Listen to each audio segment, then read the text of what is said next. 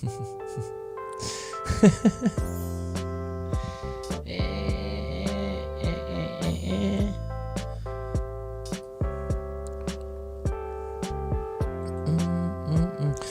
I'm Mac McCarthy, and I help people with their breakups. And today we have a client on deck from India that wants to do a real long-distance relationship breakup. He sent his story in through email, and I'm going to unpack it live through a Skype call. Hopefully it works out just the way it's supposed to.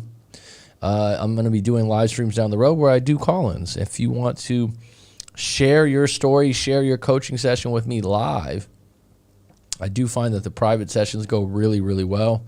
One of the caveats or one of the requirements would be, what's up, Happily Ever After and Jesse, is you need to send your story into my email. You should be checking my website to how to write the story, because a big problem is people send, like this individual, they send me a text message through Instagram and they just start babbling about their breakup story with no order. Hey man, this happened. I broke up with him yesterday. This. Write it in a story and actually take some time to write it out so it's fucking clear. So when I talk to you and I unpack it with you, there's some order, there's some sequence, so we're not going all over the place. And that's the way I can best help you. So if you like this video, throw me a like. If you don't like it, that's fine. It's better to have an opinion. If you want to book a live coaching session, that's always available at writemac.com, WRITEMAC.com. Or if you'd like to possibly send your story in for a live stream unpacking, that's all also available, but it's going to be public. There is going to be, right on, Jesse. I appreciate you too, man. Way to start it off, bud. So we're going to get into it, and that's a really nice donation because I'm doing this for Vabihaf Hotwal on the house since he's going to share on the live stream. So let's get into this, if we could. Hopefully, I think he's patiently waiting on the sidelines here. Let's see if we get him in. This is live right now.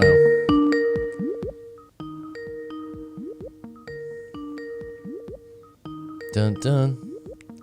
Isn't this how the Slumdog Millionaire sounded like this? Did you ever see Slumdog Millionaire, Aleph?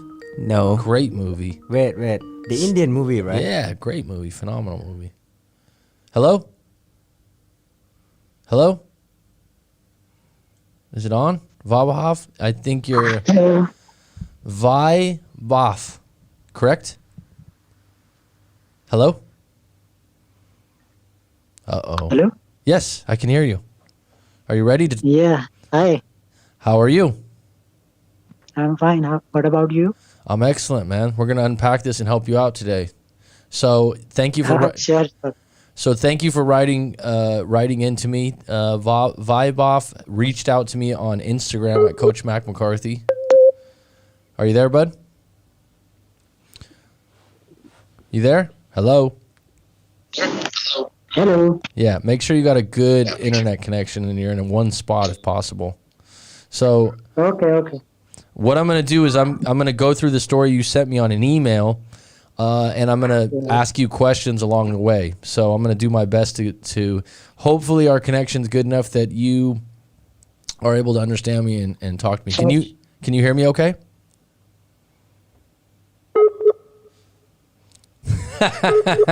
Real technical difficulties here because it says excellent connection from my end. Can you hear me okay? We're going to try to do this. If it doesn't work, what I will do, Viboff, is I will go through the story without talking to you. Can you hear me okay now? Okay. Yeah, okay. No, I'm hearing you. All right. You okay? Yes. All right, man. So I think my internet connection is not so accurate now, but... All right, we're going to do the best we can under the circumstances. It sounds like, yeah, it's a little bit of a tough connection where you're at, but let's give it a try. If not, if the connection gets worse or we lose each other, what I will do is just take your story and read it and give my take and then maybe call you afterwards. But we'll try to do it the way that this other way where I have you live. Are you ready for me? Yes?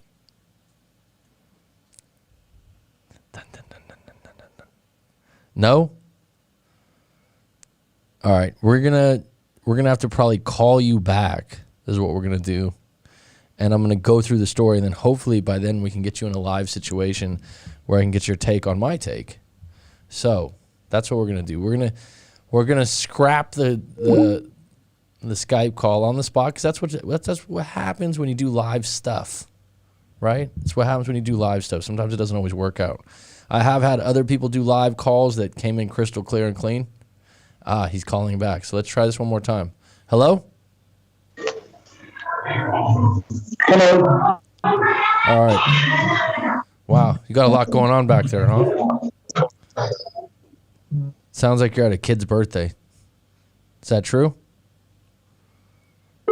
All right, we're going to unpack this in a different way. All right, so here's what we can do.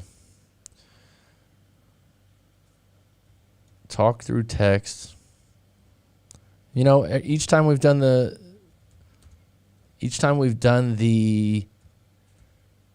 Skype with live stream, it's worked out, and this particular time it's not. So we're gonna improvise, which is a skill in itself. We're gonna not panic or just go, oh my God, this is so messed up. Laffy says, caller guy, I suggest you use a headphone to make you sound more clear and go somewhere quiet that we could hear you enough, please. So what I'm going to do, vibe off, hot wall, I'm actually going to read the story, give you my take, and then if possible, maybe I'll call you after and get some insight. So here's the story. It was written in. We got 2 on deck. Thanks for the likes. Thanks, Jesse. Thanks, Happily Ever After. So I was in a long distance relationship with my ex for 1.5 years of the relationship. Okay. So 1.5 years. I met her 4 times during my relationship. So let's just keep in mind in 1.5 years, which is, 1.5 years would be 18 months. You've met 4 times. Usually my recommendation is, if you're going to do long distance, first of all, long distance is never ideal for anyone. It's not a natural way to have a relationship. Cavemen and Neanderthals didn't go, hey, should I, I'll be back in 3 years or 2 years and we'll see each other one time or something. It's just not a natural way to have a relationship. So it's already a difficult thing to do, right? So you have to see each other at least once a month in my book, maybe once every 2 months. If you are older and maybe mature and you're able to handle the distance really well and you're able to use FaceTime. Some people don't like FaceTime. I like FaceTime for live coaching sessions. I like FaceTime to touch base with my mother or a close relative. I don't want to talk on FaceTime every day with my girlfriend. That's me. That would, you know what I mean? That's just, to me, the reason, or one of the reasons, not all the reasons, one of the biggest parts of being in a relationship is affection, in-person energy, hanging out, doing things together in person. That's part of the pleasure in having a relationship beyond just intimacy, which is also a huge part of your relationship. So when you're in a long-distance relationship, FaceTime is not going to fill that void. Some people can deal with it. I applaud you. Good for you. That being said, the longer you have a long-distance relationship, the longer you have it, the more likely it's probably going to end at some point. Because long-distance relationships never last forever in that regard. They have a lot less shelf life. Okay, so 1.5 years is not a bad run if you only met 4 times during that relationship. If you're going to ever do a long-term relationship again, or long distance, excuse me, you would need to make an effort, whether that's on your end or her end, if you understand what I mean. So sometimes people go, oh, she couldn't meet me because of her job. I couldn't meet her because of this. We don't have enough money to visit each other. Those are problems you're not going to overcome. You can complain about them, but they certainly aren't going to go away. Okay. So same country, different state, 600 kilometers far approximately. This is what he wrote. We met via Twitter. She was my crush, but I didn't hold her. One of my friends told her that she started chasing me. I didn't give her too much attention from starting. Okay. Keep in mind this individual's English isn't written well, but that's okay. We can understand where you're coming from. She started texting me, then asked me for my number. And then she started calling and video calling daily, but I didn't give her much attention either. She said she wanted a relationship with me, but I took approximately 2 months and then said, okay, now I am ready. So my question would be, in that 2 months, what's up, David Price? In that 2 months, how did it happen that you suddenly were, okay, 2 months of Twitter back and forth? And some people don't, some people out there, oh, I would never meet someone on Twitter. It happens a lot. A lot of people meet people on Instagram, Twitter. It wouldn't be my avenue. But that being said, it happens all the time. So this is not uncommon. The idea that after 2 months of talking online that you decided you were ready for a relationship. What kind of relationship do you think you're going to end up with that starts online without meeting each other first? It's a really good question, right? Aleph, would you ever be in a relationship that you met someone online, you hadn't met them in person yet? It's interesting. Yeah, maybe. Really? Yes.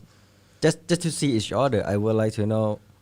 You have to meet them first, though, right? Yeah. You can meet online, but I would never be like, yeah, we're in a relationship now, we're together. I can't say that. No. I just wanted to see her. Dude, flesh. it's like buying gold online, Yeah. right? Would you ever buy gold online? Fuck no. No, right? Because you're like, oh, okay, gold is valuable. You wouldn't buy a diamond ring online. That would be stupid. Like someone would be like, oh no, it's real, it's this or that. It's like, I think I'd have to see it. Mm-hmm. I'd have to buy that in person. And I think the same thing is when you're going to have a relationship, you can meet someone online, but you definitely have to meet them in person before you're officially in a relationship. That's my opinion. That's my 2 cents.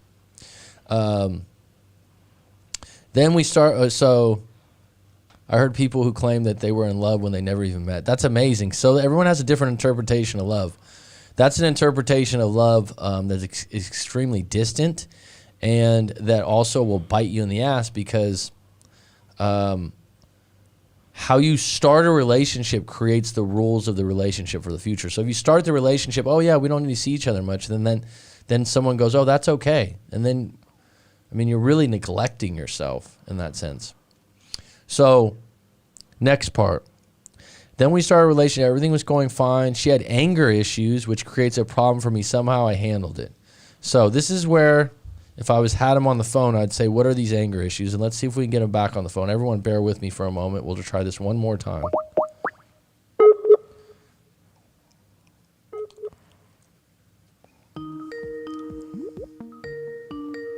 Final answer?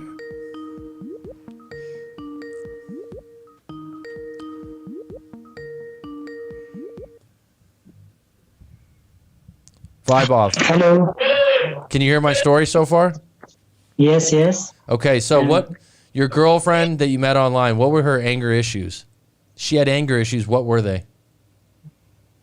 She had so much anger issue, little things. Whenever we play games and she lost the game, she started her anger. She was so rude in little things. But for her, as related to her family's problem, as related to her social life problem, as related to me, every time. Mm-hmm. So there was anger issues in the beginning, and so you met her after 2 months online, and you made a relationship. She was. Mm-hmm. Yeah, after 2 months, I said yes to her. You started a relationship, but you didn't meet her yet, correct? Yes, I'm not attracted to her that much as compared to her. But when I met her, then I started feeling butterflies and all that stuff. Okay, so happy Thanksgiving, Luna. So anger issues, which creates problems for me. Somehow I handled it. Once a time, I was so frustrated with her, and also my job, that I told her I will leave her, but she cried, and then I stay and met again, and everything is okay again. So when you say you would leave her, did you meet her yet? No, that time I was so frustrated with my job and with her that I was feeling mental stress. So I told her that if she wasn't figure it out, her problem, then I will leave her. And then she cried, and then we met after a month, and then everything It's fine. So what do you think? What do you think her real problem was? What was her problem? What was Her her? real problem is that everything is going fine, but she created problem with her anger issue or with different issues. She always liked to create problems. Okay, so why would you want to be with someone that likes to create problems? Uh, that I really like her, and I really saw her as a future material. But that's only problem she created with her anger issue. I told her many times that she is a good girl, but her anger issue made her so much different. Okay. Was this your first girlfriend? No, second, So you're 25 years old, correct? yes. What happened in your first relationship? How did it end? In first relationship, I was in college, so I always focus on my college stuffs, my studies, and my goals, and so I don't give so much importance, so much priority to her. Was that also a long distance relationship? No, no, that was a short distance relationship, and she was from my college, Okay. same college. Okay. But I don't give her so much attention, and I always spend time with my studies and with my classmates. So she just get angry and insecure, and then she dumped by saying that you have no focus on me. Okay. So let's get back to your So story. that's why I focus on her. In this relationship, I mostly focus on her, so I don't want to make same mistake again. But that doesn't pay off. So you focused a lot on this girlfriend. Yeah, during pandemic, I have nothing to do and it's related to my job. So I was relationship focused, and I become clingy and so much focus on her. Maybe she felt suffocated or trapped. She said, "You are controlling me, and I need freedom, space, blah blah." Do you feel like you were being controlling? No, I don't think like things control, but my insecurities and my clingy behavior, maybe she felt trapped due to this, and she thinks that Okay. I control her. Okay. So maybe she felt that way. Do you feel like that was true? I'm not asking what I you feel think like she. I accept hmm that I was needy, I was clingy, but I don't accept that I was controlling. So you weren't controlling, but you were I needy and told her clingy. to give me some. I told her to give me some time because she was giving priority to her online friends and playing games, different online games with them, and not giving so much priority to me. So I was try to tell her that give me some time, not to others, and that's maybe the case. She felt controlling. Okay. So I always ask people, when you get accused of something or told like you're doing this to me, do you feel like it's true? So it's important because if you feel like it's true, then you can say, you know what, I'm making some mistakes here. I need to look at my behavior, or you can apologize, not many times, but one time, and go, you know what, you're right. But if you don't feel like it's true, that creates a problem because then you're getting accused of something you She didn't said do. I was insecure, and I accepted that. I was insecure, I accept that, but I won't accept controlling behavior, so I denied. Okay, so would you agree at 25 years old, though, it would be hard to stay in a relationship that was long distance and be insecure? Yes. It's I difficult. don't like long distance. I don't like long distance relationship, to be honest. But because of her efforts, starting efforts, she chased me and she put so much effort on me. Then I will say, okay, So you let's have a don't. chance. So you don't like long distance. Okay, that's actually a No, good I thing don't. because you shouldn't like long distance. It's not a natural You thing. know what? Even if you broke up with someone, and if it's a short distance relationship, then you can meet her and solve and figure it out with by meeting. But in long distance, you can meet all the time, and not that's not a romantic All right. relationship Well, for let me. me. Okay, so that's a negative look at it. Let me give you a positive look at it. When you're in a long distance relationship, let's say normal, someone that lives within 30 minutes from your house or something like that. Actually, it's not easy because the closer they live to your house, I've had breakups where someone lives 5 minutes from your house, right? That's actually more difficult if you're not going to get back together because you're assuming, everyone can just work it out. So the idea is this is where you need to maybe rethink some of the ways you're thinking. I'm not going to tell you how to think, but reconsider this. That actually when you're close, when two people live close to each other and they break up, they're not guaranteed to get back together. So Okay. them running into each other sometimes is worse because they need to heal. They need to figure out what they want. They need to figure out some things about the relationship. And then when they run into each other, it might not be the greatest thing. Now, long distance, here's the positive. When you do break up, you're able to get distance. You're able not to run into them. You're able to figure out what you want. And your particular case, you have some problems here that have nothing to do with her. Number one, you don't like long distance relationships. Most people don't. Is there any chance of changing that? No, I don't like long distance relationship before this relationship. No. But when Vibe off. Let me interject. That wasn't my question. My question is there, if you, let's just say you got back with this woman and you guys are back together, is there any way that you can eliminate the long distance? No. Okay, so then you're never going to have a relationship that's not long distance with her. So you said you don't like that. So that alone is a reason to reconsider why you want to get back in this relationship. It's not ideal. It's not. You also have some other issues with her anger issues. Is that something you want to deal with long term? No. Okay, so those are two reasons why you might want to take some time away from this relationship and really think about what you want. So instead of focusing on I want her back, how do I get her back, what do I do?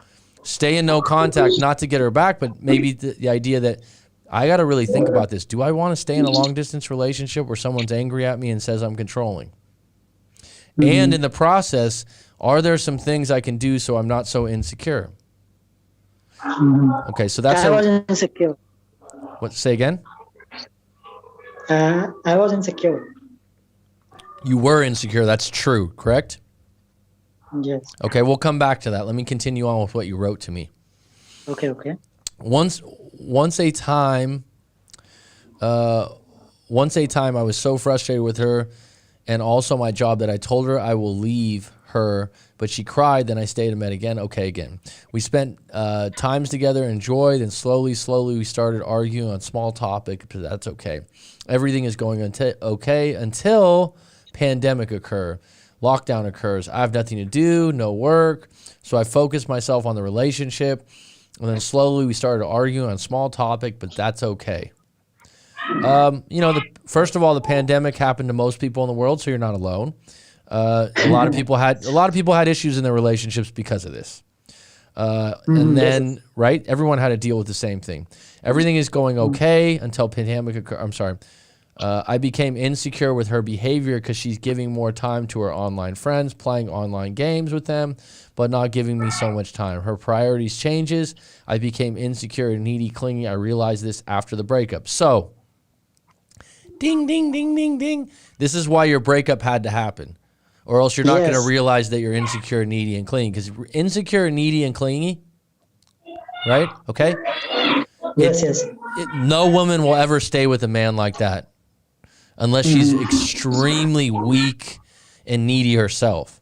So you literally, for you to realize that, you have to break up. How it happens, how it hurts you, that's part of the process. I only know I was insecure at that time, and I told her to give me more priority so that I don't feel insecure. You are in control of your insecurities, whether you know it or not. So you got to figure out, what am I insecure about? Number one, am I insecure about my looks? Am I insecure about attention from her? So what are the things that you were insecure about? Attention. Was this a problem with your girlfriend before this one? No. No? No. Okay. So this is a case, do you think the insecurity was because of the attention and the long distance? Insecurity because of her priorities change. Due to pandemic, she started doing a lot of stuff. So she was so into her social life. She gives so much priority to her social life as compared to personal life. So she was always on Twitter and giving so much. Okay, so let me ask you this: how's your social life as an individual? Okay, I don't give so much priority to my social life. I use social media just for tweets, some related stuff, or sports. musics, and that's all. I only focus on my personal life. Okay, so here's what That's why I don't want to. That's why I don't want to commit to her when she met me online, because I don't want social relationship or online relationship, but it happens. Okay, so let me tell you something. This is why you sent your story into me to get my take. You can take it or leave it. This is where you're having problems. You put a lot of attention on your personal life, and you look at that as being a good thing. Personal life being personal life being girlfriend and family is what I'm thinking. Yes? Yes. Okay. And you're saying social life for her just being friends or casual friends from games and whatnot. She said she is an extrovert, so she like to talk to everyone. Are you an introvert? Yes, starting I was introvert, but now not that much. Okay. So where am I going with this? Here's the interesting thing, dude. Okay. You think, well, she should be more like me. And she thinks, well, you should be more like me. That's where the problem happens. You're not going to change her. You're not going to change her thinking. That's where the controlling part comes in. So you're like, I'm not controlling. Well, actually, probably you are, because you're saying you should be more into your personal life. And she's saying, no, I like my friends right now. I'm 25 years old. I like playing games online in my free time. And you're saying you shouldn't do that because I don't do that. See what I'm saying? And actually, what happens is she during her starting of relationship, she was feeling so insecure because I have so much female friends in real life. So she felt so insecure, and then she tell me about that problem. So I started looking at that, and then I managed that problem. I don't started talking to them, and I stopped talking to them because she felt insecure. When same problem occurred with me, she don't want to compromise. So that's why I became angry. And well, just because you do something doesn't mean she's going to do something. So that's called a covert contract, where you go, well, I did this for you, so you should do this for me. I did this for you before. And when you do that, sometimes you go, oh, wait a minute. But I was expecting that she will give me support or sometime that because if she was playing games with them, she don't pay attention to me. So that's why I want to say, if you are free, then you can talk to me. Why you are spending so much time with them? That was a choice on her end. That's a choice on her end of what's more important to her. You're not going to change her mind about that. During last 3 to 4 months, I realized that she was planning breakup on her mind. Already she was planning breakup on her mind. So I was more insecure then. I became more insecure because of that. How do you know that? Because I knew that something is going wrong in her mind. How do you know? I'm not a mind reader, so. She started doing so many things she used to do. She started doing video calls. She started doing call that much. She started reacting on my problems differently that she used to do.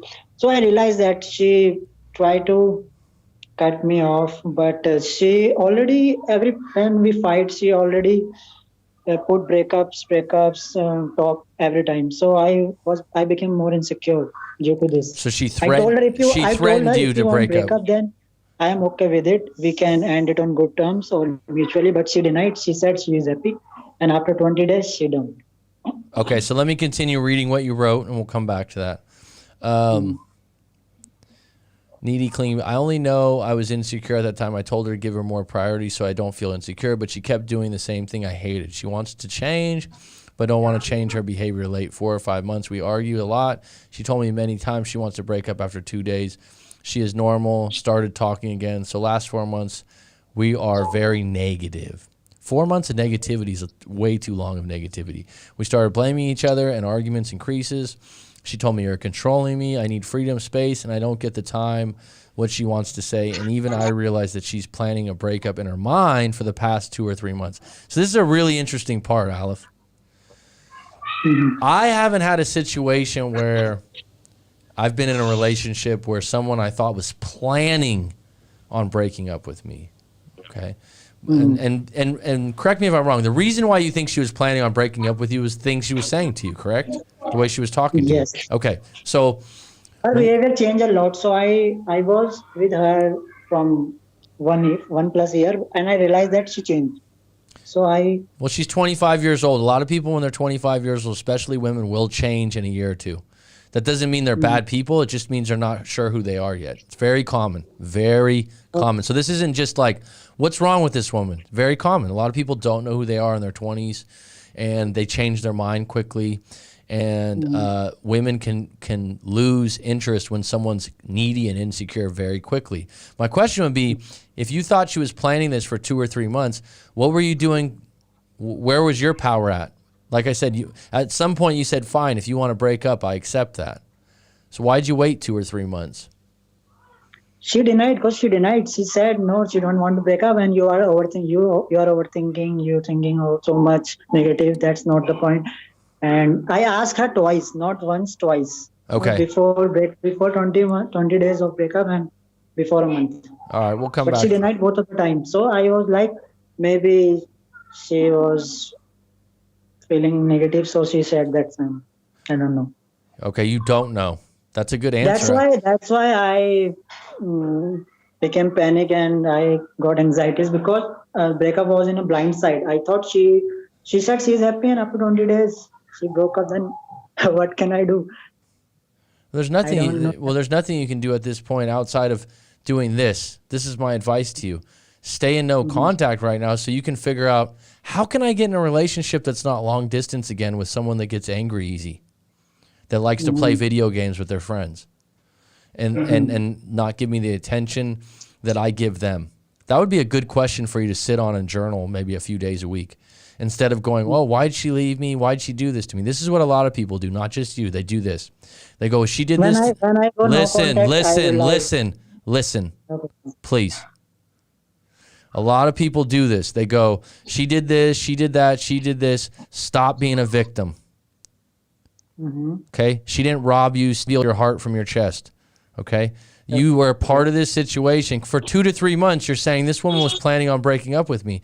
She manipulated me. She lied to me. Okay, what? Then, you know what? The minute you were out of that relationship, you should go, God, I feel better. Now, how am I going to get back on deck as a single man at 25 years old where I can find a woman that could be into a relationship the way I am into, and maybe not live, I don't know, 600 kilometers away, and I see her 4 times in 1.5 years? That's not a good relationship. And so whatever happened and however this went down, it's not a good relationship. So this breakup had to happen. It doesn't mean you're a bad person. It means it's not a good situation for a long-term relationship. So if this breakup didn't happen now, it could have happened in a week, 2 weeks, 3 weeks, 4 weeks from now. It doesn't matter. But now you got to assess, hey, wait a minute, dude. I don't really, like, you shouldn't want this relationship back. If you get back in this relationship, it'll be the same thing, a dog chasing its tail. And what you're doing here is like, let me explain what she did to me. It's already been done.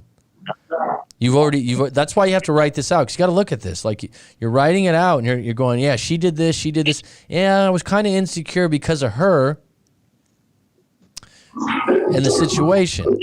You got to get on deck right now and go, I need to step back from this relationship to figure out what Vaibhav wants as an individual man. And this relationship wasn't good for me too. It wasn't good, and that's why it didn't work. Okay, let me finish up reading this. I asked her if she wants to break up, then tell me we will end it on good terms mutually. She denies. She said she is happy with me. After 20 days, she dumped me via text saying she lost feeling because of my behavior. Okay, that's her telling me why she broke up with you. You can accept it or not accept it. She don't want to be with me. I beg and plead, tried to convince her, but she responded but said that she doesn't want to talk about a relationship anymore. So why did you beg and plead for a relationship like this to come back to you? I began panic, and then all of my separation anxieties are going through my mind. So that time I didn't realize what I'm doing. So you had personal anxiety about her leaving. Yes. Okay. How long ago did you guys break up from? I'm just to get a timestamp on this. We're in November 27th where I'm at.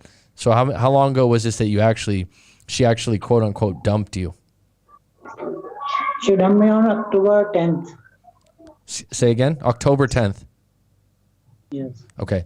After a week, I reached out to her, asked her. She met She met with an accident. She shared problems with me, asked me about myself, but then again, I asked her about the relationship. She denied again. She said she is happy for me that I got a new job. Congrats on that. That's really interesting that you found a job while you were broken up. That's not a coincidence. She said you have to focus on yourself, do productive things, change yourself, not her. Ooh, but myself. I didn't get it because I was in anxieties. So where does anxiety come from? Do you know? Separation anxieties, going through separation anxieties and all that fear of losing her. That's all going now. Now I'm fine. Okay. But that, You're fine now? yes, Okay. Wow. So the anxiety's left. How did anxieties you are gone. how did you get rid of it? By doing no contact? By doing no contact, by watching YouTube videos of you and others, by reading articles, by focusing on my job. No, I was a little busy, so my mind didn't go that way. Wow, I don't even know what I'm needed for here. Why am I even answering this story? You got it fixed. But You're good. sometimes, I'm done. sometimes it occurs that maybe when I feel alone, everything comes back to me and then All right, hit me. let me finish what you wrote, and we can circle back on a few things. She blames me again for everything. She said you can't do anything right if you want to. You have already done it in the past. And she said you don't trust me to give another chance because I repeated the same mistakes again. Later, she blames me and argued with me. I told her you made mistakes too. And then she blocked me by saying you always blame me, blah, blah, blah. Blame's a very bad thing. Would you say it's true that you always blame her? We both are blaming each other. So that's not healthy, right? Yes. Okay, so blaming each other might be just worse than one blaming the other. People treat people the way they feel. People that blame other people actually usually have a little bit of guilt. They actually feel guilty about something. Or this is the big one. Wait for it. Blame comes from not taking responsibility. That's what it comes from. So if you read self-improvement books or anything like that, taking responsibility. Yes.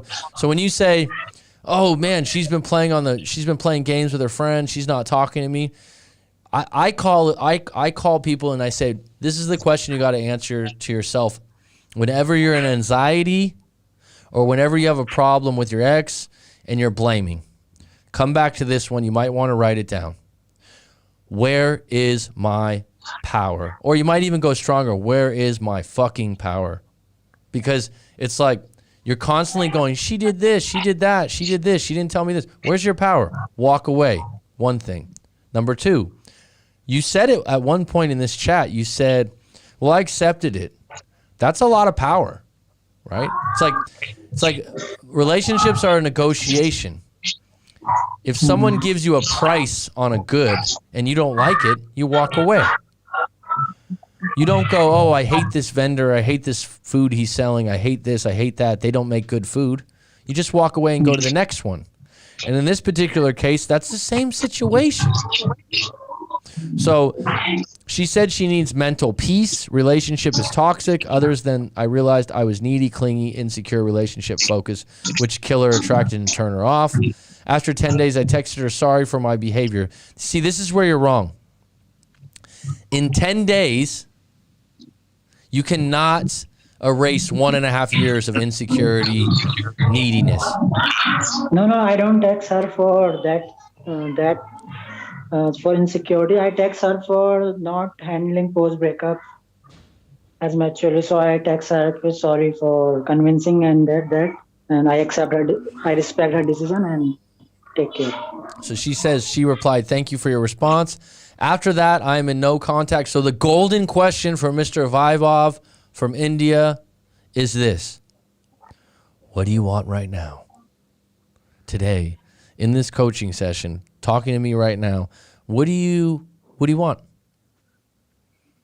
I'm focusing on myself. I am feeling better now, but somehow subconsciously I want to get her back.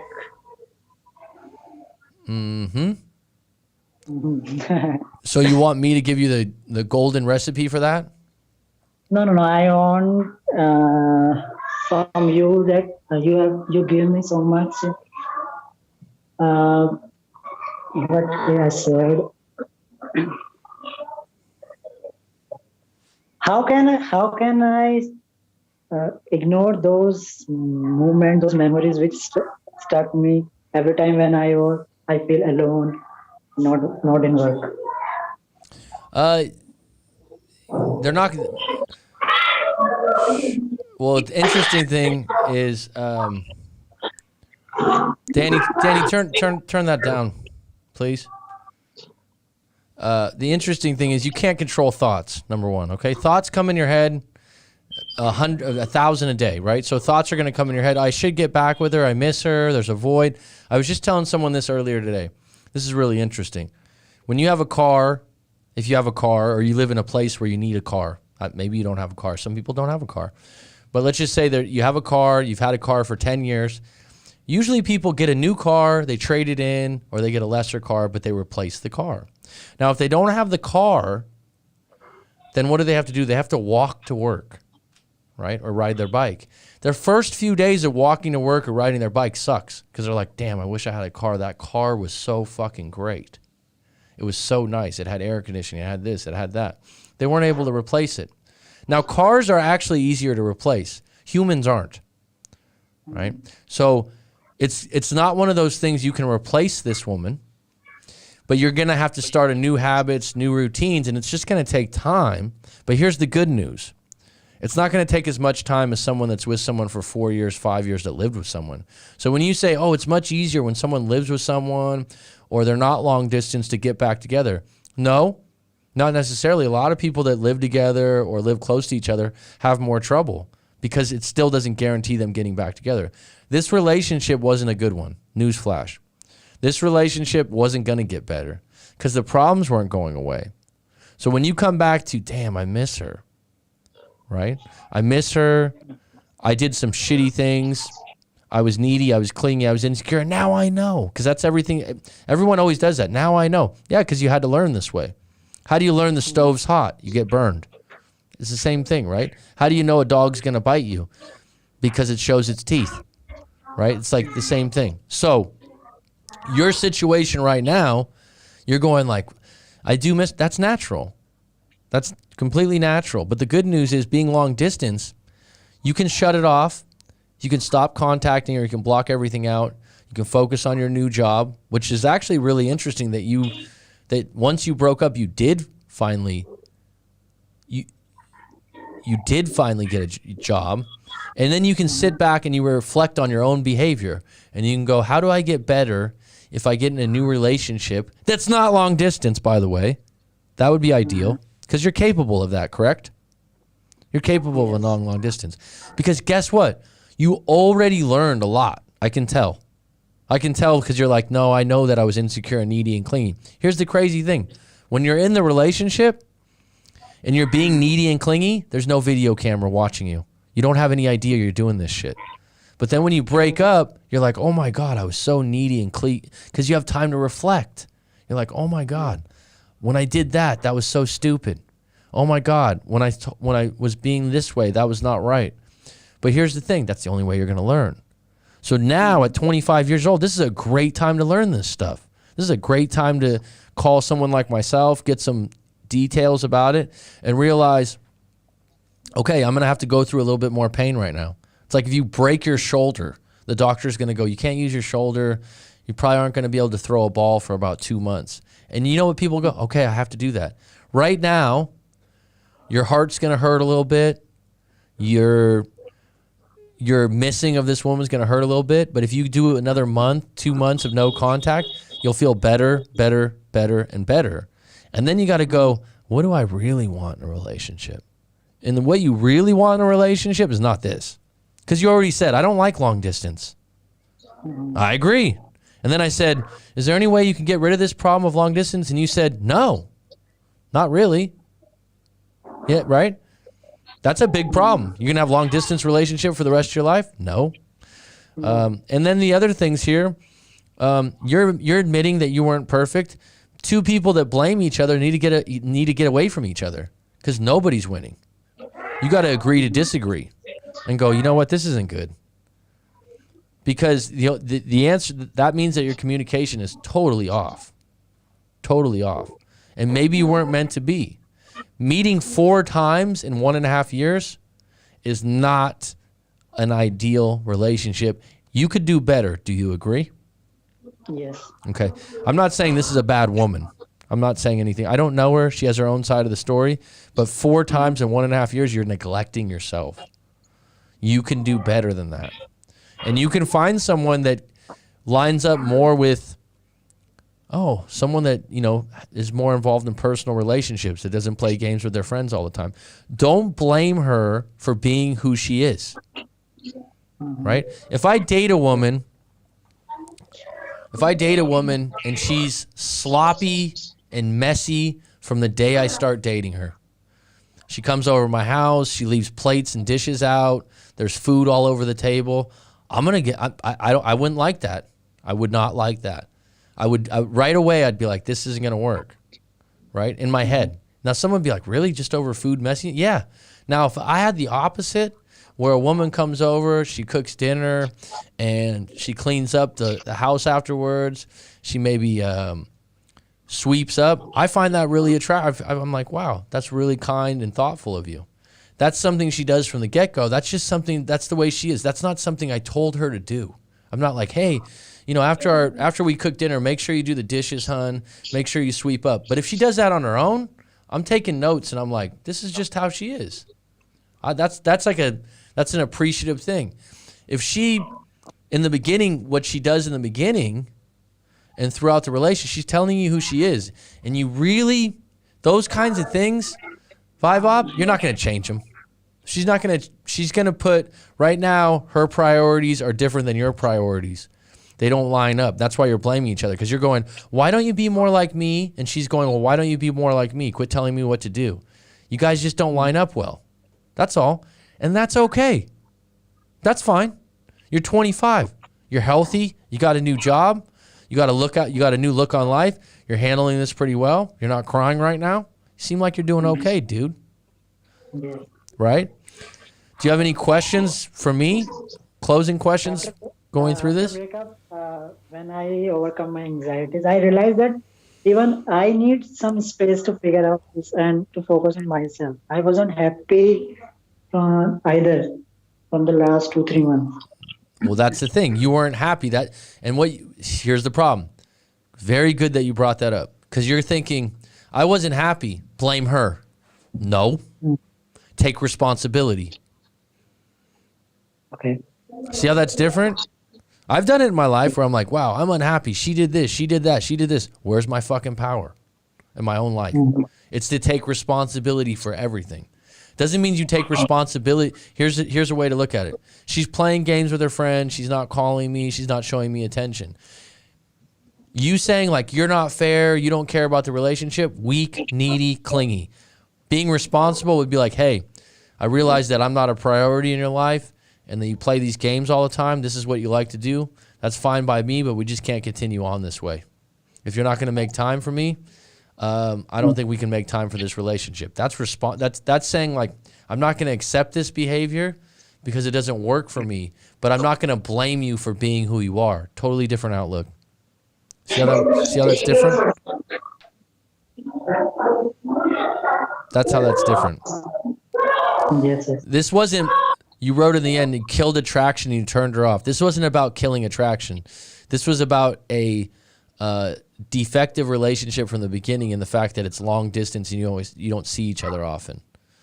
The importance in seeing each other once a month when you're in a long distance relationship, then you get a treat. Like if you're in a relationship and you just talk all the time, you're just friends. You're just friends. You're not like a real. What's the difference between a relationship with a woman and being a woman's friend?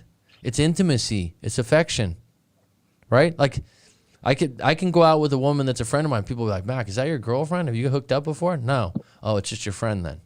If I say no, we've been hooking up, we've been seeing each other for a while, then they're like, oh shit, okay, you guys are dating. It's different. That's the difference. When you do long distance and you see each other 4 times, 4 times in a year and a half, you're boyfriend, girlfriend, and the rest of the times you're just friends that are bickering and you're frustrated. You don't even know it, but you're frustrated. You're 25 years old and you're lacking intimacy, so you're frustrated. If you guys were seeing each other more regularly, those things wouldn't irritate you so much. You wouldn't be so upset all the time. If you were being intimate with her and then the next day she was on her phone playing with her friends, you probably wouldn't be as upset because you're like, oh no, I know we have good intimacy. It's just different. And that's the problem. The long distance was the problem. And the idea that she's not enough like the way you are. And that you guys were more different than you thought. And I'll tell you what, you never really did get to know each other on the level of when you lived together.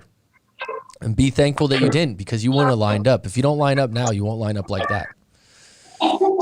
So was that helpful and useful? Yeah, pretty much. Very much. Okay. All right, bud. We will stay in contact, and let me know if you want to stay on the live stream and ask some more questions. You have any closing question from that point? No, I am okay with it. All right. Thank you for sharing this all, because I don't know about that much. Well, give yourself some credit, because you put yourself on a live stream, shared your story. That took a lot of guts to have other people listen to you, and you're live on YouTube right now sharing your story, and it doesn't always look good, right? So that takes a lot of guts and confidence. And you're going to do the right things moving forward. Stay in no contact. It will be easier because you're long distance to get over this, and you're going to be better from it. You're going to be stronger from it, and it's okay when you get sad. And anxiety, the best things you can do for anxiety is hardcore exercise. If you don't do it, do it. And instead of fighting, missing her, neutralize those thoughts. Instead of going, wow, she did this to me, she did that to me, go, you know what? This was a good experience in my life. She was a good girlfriend for times, but we didn't work out. We didn't see things the same way. Neutralize it. Okay, bud? Okay. Okay. All right. All the best. Keep in contact, bud. Talk to you. Bye-bye. Thank you, Coach. No problem. All right. We got 6 on deck, 4 likes. Thank you kindly. Philip Carlson, I would like to say happy Thanksgiving. We had Thanksgiving yesterday, but I know that's a big holiday for you because you got a big family, my friend. Jesse, I don't think you guys celebrate it. David Price, I don't know where you're at in the world or if you're still even on after that long segment. What did you think of that call, Aleph? Any opinions on that? What? What? Sorry. Did you think I handled that call pretty well, or what? What was your take? You're really good at handle that. You were rolling your eyes a couple of times. Well, for me, I don't want my ex back. So when I saw anyone or any topic like how to get an ex back, I'm gonna feel like, oh shit, here we go again. Ah. Yeah. I mean, yeah, you guys spending time together, but the thing is, if it does really good, you guys won't break up. Well, I mean, everyone's story is different. There's times when people have like they're looking at it wrong, or there's some things. Long distance is one of those things like you accept that for too long. It's a defected relationship, right? Like it's defected. It's not ideal. Brand new Skinner, happy Thanksgiving, Chi-Town's finest. I don't even know what time it is for you guys over there. It's got to be really early in the morning, I think. I could be wrong, right? Am I wrong? No. Or late at night? No. So, yeah, we just got off a call with a man in India, Mr. Vaibhav Hotwall. His name Vaibhav? Vaibhav, yeah. Yeah. Well, if he saw this video clip, I just wanted to say, if you still miss your ex, just accept it, because at least you guys have a good time together. Just thinking in a bright way, instead of looking bad what she did to you. Yeah. Because you remember her well in a good way, not just in a bad way. That's good advice from a sage like yourself. Philip Carlson's up at 3:30 a.m. Skinner's up at 2:30 a.m. It's 3:30 p.m. for us over here. Looks like a tropical storm's coming in. It's about, just so, because over there it's probably really cold in Chicago and Michigan. It's probably like, I don't know, 80 degrees here. It's tropical storm. So it's always doesn't, for me, it never feels like Thanksgiving or Christmas. But I did have a huge turkey dinner last night. One of my friends that's lived over here for years that has a restaurant put on a beautiful turkey, butterball. I guess it was pre-cooked or something, like mashed potatoes, gravies, everything. He's from Youngstown, Ohio. Lived in Thailand for 25 years. 8:33 a.m. on UK time. Jesse, how you been, bud? 31 degrees, says Philip. Jeez, you know what 31 degrees is in Celsius? What is that in Celsius? Is that like 0? I think it's 0. 31 degree. I think it's 0. Well, someone said, Huh? Yeah. 31 to, I think, because 32 is ice. where is Philip from again? Philip's from Michigan, which is a very cold place. Never been there, Oh, but yeah, yeah. it's 0. It's 0, yeah. Yeah. So time zone in Michigan is about 12 o'clock from Thailand, right? It's the other side of the world, yeah. Mhm. It's crazy, right? Could you imagine being that cold? Holy. What is it in Celsius here right now? -0. What's the degrees here right now? 30. Yeah, we're at 30. So that what is that in Fahrenheit, bro? Give me a sec. Yeah, no worries. Yeah, been good, bud. Smashing things out, normal lockdown, work, etc. But all good. Jesse, you're always positive, bud. I like that about you. 86. Yeah, it's 86 degrees here, Philip. A little bit cloudy with some rain. Unbelievable. We got the AC on, actually. Yeah, you got some good photos, actually, Jesse, on your Instagram. You're a good photographer. All right, folks, we only got 6 on deck, but if anyone has questions, we had David Price on for a bit. Happily Ever After came on. Another Jesse, who I believe is an American Jesse. I have 3 different Jessies. Threw me a donation, which is appreciated. That was very kind of him. He actually just sent me an email. On the border of Canada, that's where you are, on the border with Canada? Cheers, bro.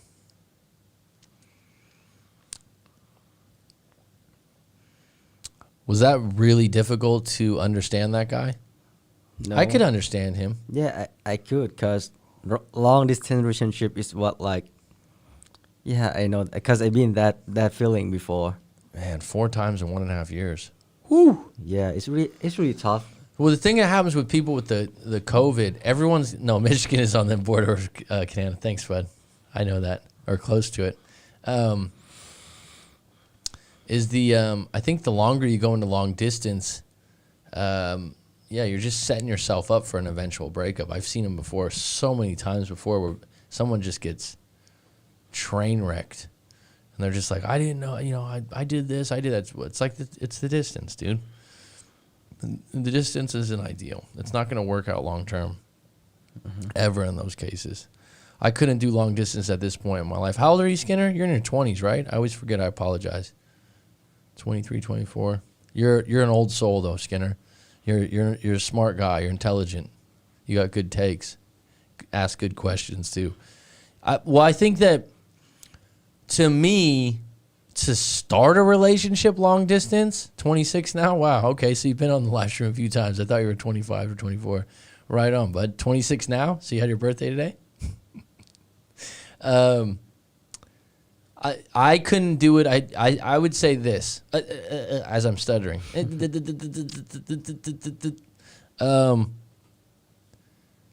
I would never start in long distance. That seems ridiculous to me. Like, you meet someone online, which is very common now. You're on one of these dating apps, and you're thinking to yourself, "Oh, I met this, attractive woman from New York City, and I live in Chicago, whatever." And you're like, "She's so hot." Happy Thanksgiving, Sam Ellis. Right on, bro. She's so hot. I'm gonna give this a try, right? And then you go, "All right, this is great," and you start out in long distance, and then you deal with all the like, "Oh, maybe we can meet in 1 month or 2 months." I'm like, wow, that's a big sacrifice to start a relationship. Now, if someone's in a relationship for 2, 3, 4 years, this is the common one. Someone gets a job that's a better job or goes to a better university. They're like, "I have to take this opportunity, hun," right? Then you can kind of be like, "Let's try." Because we've been together 2, 3, 4, 5 years. We have a foundation. We know we love each other. We have all that shit out of the way. And maybe we can consider a travel plan, and then we know, like, for example, if someone goes to grad school for 2 years, they can go, "In 2 years I'll be back." It's still not a good idea, because I've done long distance once, and it didn't last long. It didn't last long, and I didn't like it. It wasn't ideal for me. And I had a finish line to move back and do some different things. But no. Mac, do you think a reason that could contribute to not moving on is not holding oneself accountable for being in their situation? Absolutely. If you listen to what I just talked to about that guy, one of the things I hit him with is, okay, well, where's your responsibility? Where's your power in this situation? He even said, we keep blaming each other. Well, who's blaming who for the fact that you guys only see each other 4 times in 1.5 months? That's actually the real problem. But yeah, a lot of times that's why, Skinner, you got to write out your story so you can see your own words where you didn't take responsibility. And that's why you always have to come back to that phrase, where is my power? Because where is my power puts responsibility on you. It's like someone that's getting abused, which I never condone. Like, so let's say that, and this is actually a true statement. I've heard of women that abuse men, that smack them around. There's someone I know like that. And everyone's like, wow, that's messed up. If it was a man doing that to a woman, he would be jailed probably, and he should be, right? And you always wonder, how do people accept that shit? A lot of times you're like, I can't believe this guy did this to me. And this guy that I know, can't believe she did this to me. I don't know why she does it to me. Where's your power, dude? Not to hit her back. Your power is to say, goodbye. I'm done. Oh, but we own a car together. Oh, but we've been together 3 years. Entanglement. Entanglement. Yeah. It's like those entanglements are crazy, right? Mm-hmm. That's a good statement. Thank you for listening to me. Yep. Entanglement. Yeah. So it's like, but at the same time, where is your power? Be done. Yep. I'll tell you one that's a good example, Skinner, because I think what's that documentary with Dr. Dre, where Dr. Dre, you haven't seen it, I don't think. You know Dr. Dre, right, Aleph? Mm-hmm. Dr. Dre made Beats headphones and all this stuff. Yep. That's not what he's famous for, but you know what I mean. The reason I say that is in this documentary, they go through all these stages of his life and what he's overcome. Dude, this guy left. He left NWA. He left Death Row Records. Each time he left like money on the table. He left some of his music. And what's really cool about when I watched that, he had to let go of entanglements. Like, a lot of people are like, wow, if you're an artist and you're like, if I leave right now and I don't get all my music, that's fucked up. I made this music. I should keep this music. But he was in such tough situations. He had to check his values, his boundaries, and he had the confidence enough to go, I can get it back. That's fucking power. When someone goes, yeah, I gotta split this car up, I gotta split this house up, I gotta split this business up, and they go, but I'm still gonna be okay. Because what's the alternative? To stay in an abusive relationship, a toxic relationship? I don't know. It's like, pick your poison, man. But being accountable for oneself, Skinner, yeah. And myself included. I look back in my old breakups and I'm like, no, I wasn't accountable. I wasn't fully accountable. I did a lot of blaming. A lot of wah-wah. I will never do an LDR ever again. It's impossible. It's ever worked. I've been there several times and it just doesn't work. I will say this, Todd Whitmore, whose opinion I respect. Hope you're doing well today, bud. Happy Thanksgiving. It does work. It's just not as common. There's a client right now that I have that's in the middle of one that's doing quite well. I've even said that maybe we'll have him on the show one time. And it's a very interesting situation. He's in a relationship where they're both professionals. They talk on FaceTime regularly. They stuck through it. They've had good communication. But here's the thing. There's a finish line. She's going to move back on a certain date. Now, if that finish line doesn't get fulfilled, it's trouble, right? If she goes, I'm moving back April 1st, 2021, you can go like, okay, we can keep talking on FaceTime. That's a choice. It's still a delicate relationship because a lot of people have to sacrifice a lot of intimacy. They gotta sacrifice that, and it's some people it's like, oh, it's not that important to me. Okay, not saying everyone should blame themselves, but sometimes in a situation was completely avoidable. No, blame's different than accountability and responsibility. Like, you know what? Actually, I put myself in that situation. Actually, I could have walked out at this point. Go Clay says pop. I don't know what that means. POP, does that stand for something? I didn't want to be the one to bring up abuse, but I definitely sometimes feel insensitive when I think like, why did you stay with someone who treated you so horribly? You know what? A lot of times it's entanglements. Seriously, dude. Skinner, it's I don't know if other people use that word or if I'm going to just use it myself, but someone finds a narrative to support why they stay, but they're really scared to leave. Or people that get abused usually were abused when they were younger and somehow feel like they deserve it, or it's not foreign to them. It's like, oh, that happened to my mom, so this is how relationships are. It could be a variety of reasons, and the reason you can't relate to that is because you were like, I would never accept that. And like I said, the ironic thing is, women do physically abuse men. They don't have the advantage of being so much physically stronger to put some guy in the hospital. Well, I guess they could with a baseball bat or something like that. but I mean, and the guy will be like, yeah, I can't believe it, man. And it's looked at differently, but I've come across it. How do you deal with long distance relationship when you have trust issues and insecurities about yourself? Well, so in that particular case, I don't usually say this.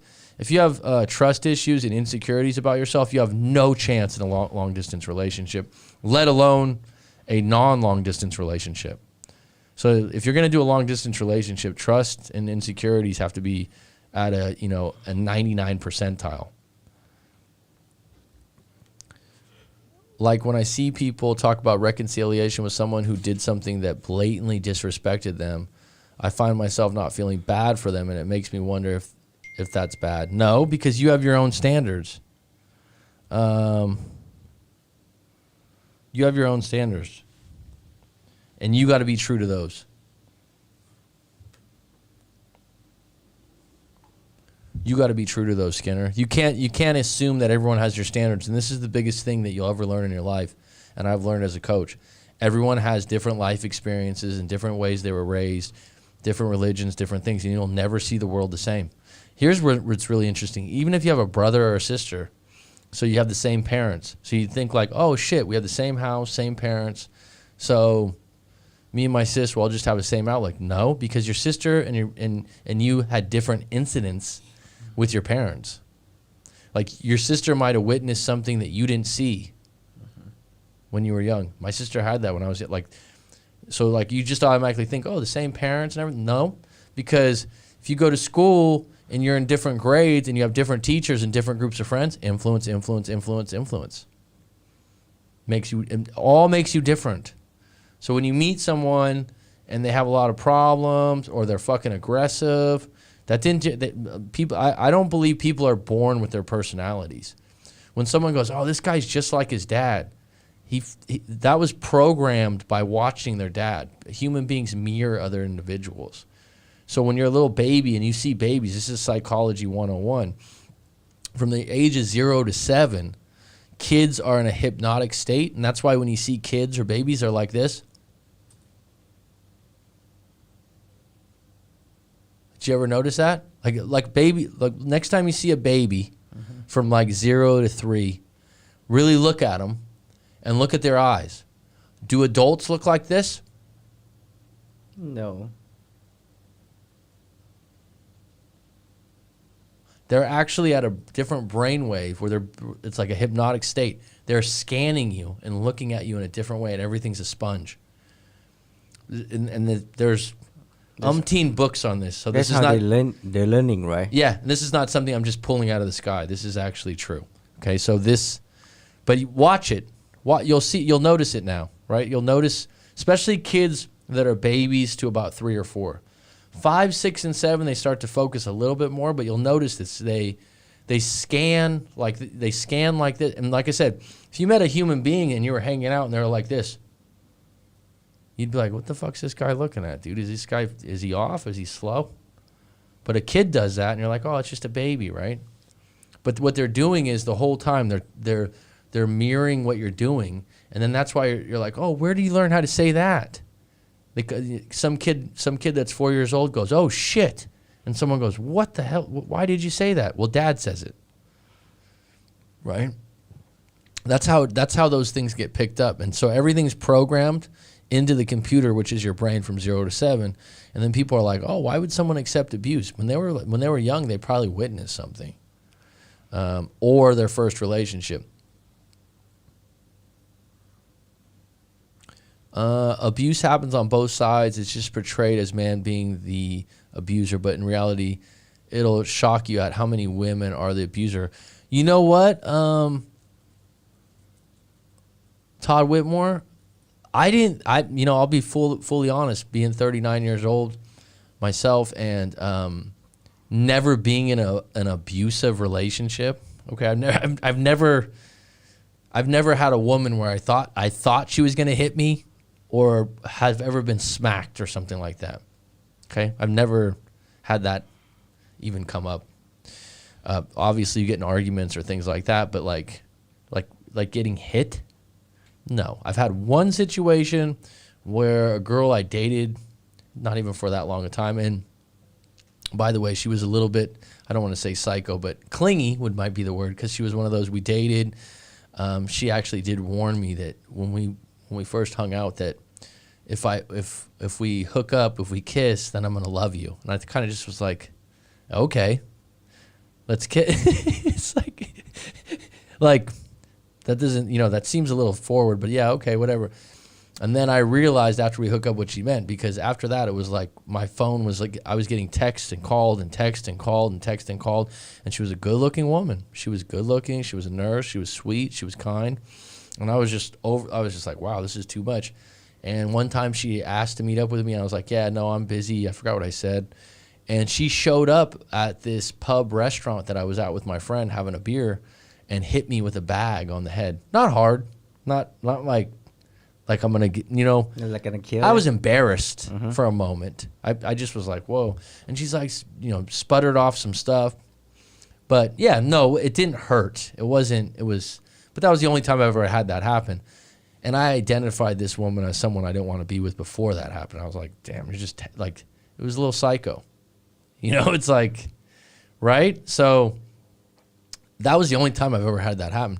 The funny thing about that is, if a guy did the same thing, like hit a girl with a bag in the bar or a pub like that, guys would be like, what the fuck, dude? I would. I'd be like, dude, you can't do that, man. Like, I don't line up with that. Now, when she did it to me, I wasn't like, oh my God, she hit me with a bag. I was, like I said, I was just like for a moment a little embarrassed. Like, because we weren't that serious. It wasn't like I was, like she just was upset that I didn't want to meet with her. Now, that being said, being someone that's done coaching and talked to different people, there's more people than you think that, a woman can be abusive. Yeah. I've heard of bottles over the head, stitches, things like that, and the guy's staying in it. And a lot of times it's entanglements. Mac, I think you should do a stream on bottom lining your ex's actions. I'm sure you've done it before, but it could help with people obsessing over the small stuff. Can you elaborate on what you mean by that, Skinner? I think I'm misinterpreting it, maybe. That's how I look at 3:30 a.m., says Philip Carlson, with the baby face. You had a few kids, so you know what I mean, right, Philip, about the glazy eyes? Haha, do you remember that woman I told you about, Mac, who offered money to me because I didn't respond? No.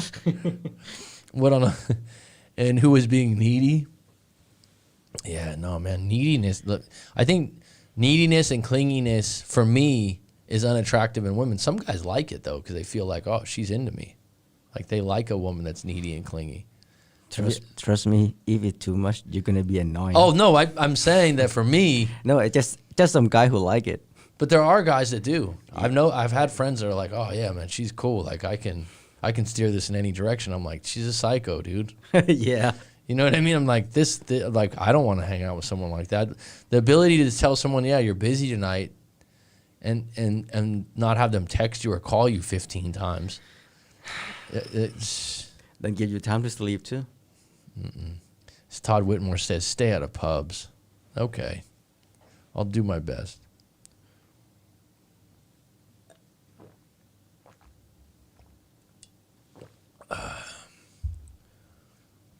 Well, we got 13 on deck and 5 likes. I thought this would be a little bit of an awkward time for most people. 3:30 a.m. Wow. Philip's a night owl. 3:30 a.m. on Thanksgiving. Wow. Usually you'd fall asleep pretty quick, don't you think, for Thanksgiving after that dinner? What time you sleep last night? Me? Yeah. Oh man, probably 11. Oh, Probably 11. I thought you're gonna have like really hard party, but it's not like party, right? Thanksgiving. It's Thanksgiving. Like a Oh. celebration. I mean, I'm an old soul, I guess. I was tired, man. I had Thanksgiving dinner. I had a few beers, and it was enough for me. I went home at like 9:30, and yeah, I went to sleep by 11. So what did brand new Skinner said? He said, Mike, I think you should do streaming watermelon live action. Like he will let you know about your ex, like the story about your ex, isn't it? Or I just get the wrong point from that. He's not talking to me directly. I think he's saying, bottom lining your ex's actions, meaning multiple exes, meaning not just me. I know what you mean. I know what you mean, though. That was it directed towards me? Yep. That's why I asked to clarify. Example being maybe an ex has cheated multiple times, hit you, or emasculates you constantly, no matter what reason you think. They did it at the bottom line is that they committed an act against you. Basically, if they cross a boundary, the reason doesn't matter. That's a good point. That's a good point. Yeah, no, I get into that in live coaching, Skinner. Like, I'll get into that and I'll unpack that in different ways with different people. You have to communicate differently with different people. That's why a live coaching session is really important to get a tailored response. There's people that are going to take things in different ways. Right now, I'm really studying the work of someone called Milton Erickson, someone named Milton Erickson. And I just really like his approach. You can look him up if you're curious.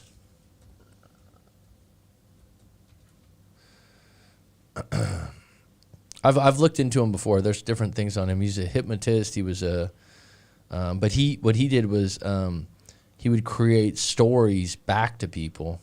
I'll have to do a whole show on Milton Erickson at some point. I fell asleep at 7 after eating mess quantity and just woke up. Oh, okay, that's why. Gotcha. How's everything else going, Philip? Are things going good with the?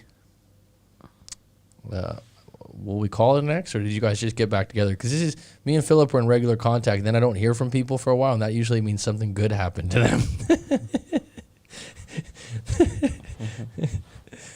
Sundari, I am in a breakup. Sundari Nishnath, help me. You're from India. Let me guess. Sam Ellis, 454 in the Philippines. P.I. Sam Ellis, are you originally from the Philippines? Putting away pride?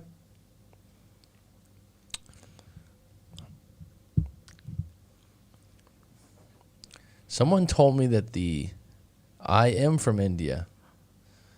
Okay. Did you send me your story before?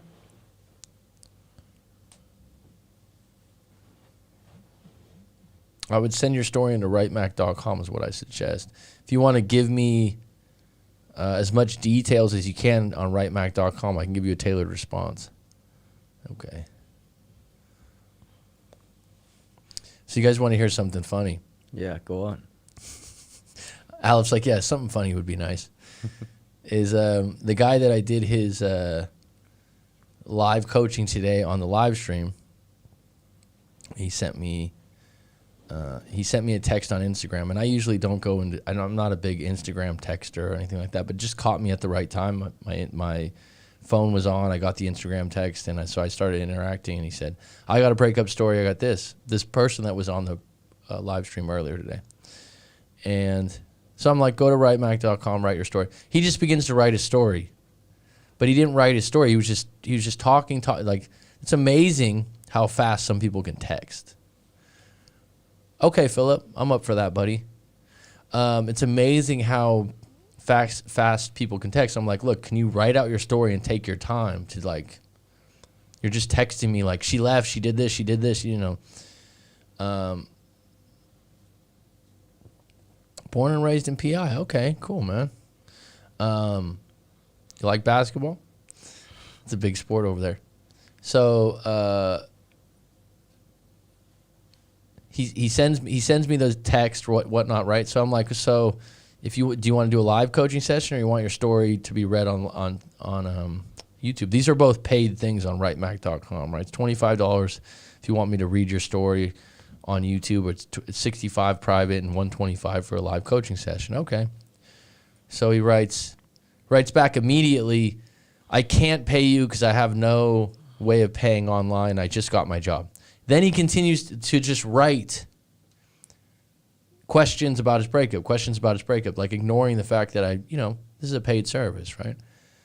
So I've had multiple clients before. This is interesting. I'm being honest. And Sundari, maybe you want to, being that you're from India, you want to, and I could be wrong. But there was early on when I was doing coaching and whatnot, I've had a few clients from India, really good experiences with them, really nice guys. I don't think I've had a woman yet from India. I've had them ask me questions, but not live coaching. So these guys did live coachings. One of them just wrote this incredible story. It was well-based, said, umpteen things about how much he liked my channel and my approach. And then he said, I said, you want to do a live coaching? He said, look, I just don't have the money. I'm a student right now, but I respect your work. I really respect you. I don't have that. I said, hey, look, man, I'll do a coaching with you. And I've done, this is the privilege of being a coach or doing something like this. Every once in a while, if I want to do it for free, I'll do it for free. I don't do it as often now because I don't have as much time, but I'll do it.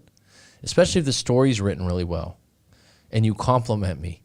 People are a sucker for compliments. You say nice things about my work or something like that. This guy, he just continued. That wasn't his angle. So what I'm getting at, this guy that was from India, he goes, hey, Mac, look.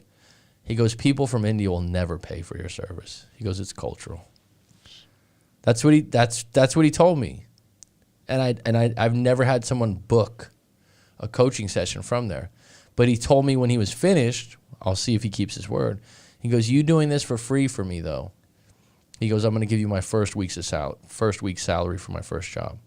He's in grad school in some school in Germany right now. I'm going to have to, thinking about this, I'm going to have to contact him because he might be graduating soon, right? But he was extremely thankful, extremely kind. I had another Indian guy, and he actually donated $25 after saying he had no money. Mm-hmm. But he was like, look, no one from India will ever pay you a fee for this kind of information. They'll always, is that true, Sundari? Or am I wrong? Because I'm just going on what someone told me that was from India. And the same thing went for another individual in New York that was Indian, but he was in grad school. He ended up, his situation was different. I helped him out. He was a really cool dude. And he dropped $25 donation after we talked and different things. And he said the same thing. And so this guy today that was just asking me questions, like ignoring the fact that these are paid services that I offer. Instead of saying like, hey, man, I really value your work. I've seen some of your videos. I don't have the extra money right now. Is there anything else I could do for you? Because this was my next question. He didn't write that. My next question was like, well, what are you going to do for me? Because he's writing all these questions. He's doing all this. And he went and paused after that in the text. And I wrote, good question. And he wrote, yes, with a face like this, like thinking about it. Because the whole time, this is something I've noticed about people. Sometimes I don't like helping them. And if you listen to the live stream today when I was talking to this guy, I had to tell him, like, listen to me. Because he's just, no. You know why? It's the same reason why the woman broke up with him. Me, I. This is something I didn't realize till later on. I consider myself a fairly generous person. I'm not perfect, but I'll help people where I can. I'll do things. I'll buy a friend lunch. I'll do different things. Not perfect, but fairly, right? Not always. But when you go and ask someone in a service position for something free, mm-hmm. You have to think, even if I've gone to other people that do YouTube or do coaching, I say, hey, man, let's talk. I want to talk to you about your marketing, or I want to talk to you about something. That's actually asking for someone's advice, right? And then I think to myself, hey, is there anything I could do for you, bud? Because I have to think like, you know what, I'm asking for your help or your advice. Is there something I can do for you, somewhere I can help you out? It's like, if you ever wanted to go to Thailand, I could tell you about a trip there. Is there some kind of advice I can give? That's what people don't realize is you always want to seek out win-wins. which means like, oh, if I, you know what, I need Mac's help with my relationship. I can't pay for it right now. Is there something else I can do for him? And I've had people do this. They'll be like, hey man, I'm sorry I couldn't pay, but if you ever need work on your website done, that's my work. I'm just really low on money or something like that. I'm not telling people to send me a bunch of emails right now looking for trades. But I'm saying that's a much better way than just to ignore someone saying, hey, I do a paid service here. And you're just asking me for advice, ignoring the fact that, that it's available otherwise. So what I did with this guy, I said, hey, look, I'll do this. We'll do a live stream and you're going to share it with everyone else in the world. And then maybe that'll increase the value for me because it creates some content, right? So that's what we did. So Sundari, did you hear what I just said? I'm just curious. I used no contact rule. Then he come after 5 months, talk with me 1 month, then again, gone some fights. Now he avoid me. Talk with me 1 month. Then this sounds like a caveman, cave woman. I use no contact rule. Then he come after 5 months. Talk with me 1 month, then again, gone some fights. Now he avoid me. Okay, so if you break up, you go 5 months, no contact, you get back together, then you break up again, it might be curtains. When you break up, if you break up twice, especially if it's for the same reason, don't go back. Be done. If you break up 3 times, doing the same thing over and over again is called insanity. That's what it's called. That's the name for it. So if you had 5 months, talk with me 1 month, then again some fights. What are the fights about? Can the problems be fixed? Simple questions. You want to write out your full story, send it in to writemac.com.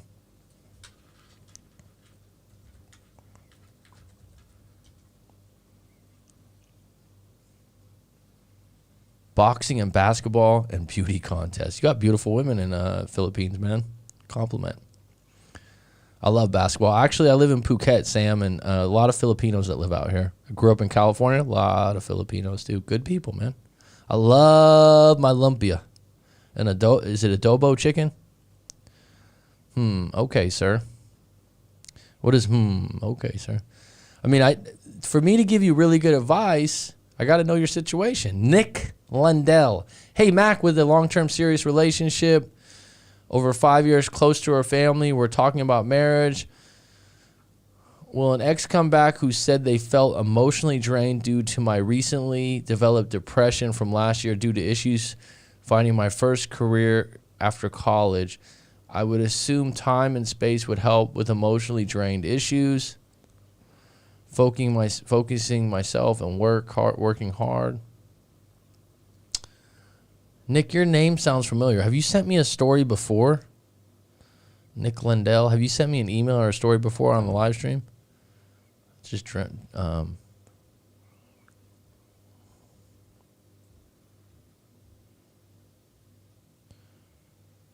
will an ex come back who said they felt emotionally drained due to my recently? Okay.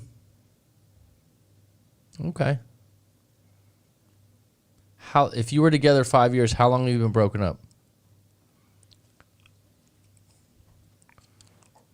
I've got a piece of gum to keep me awake here, so that if you're wondering what's in my mouth.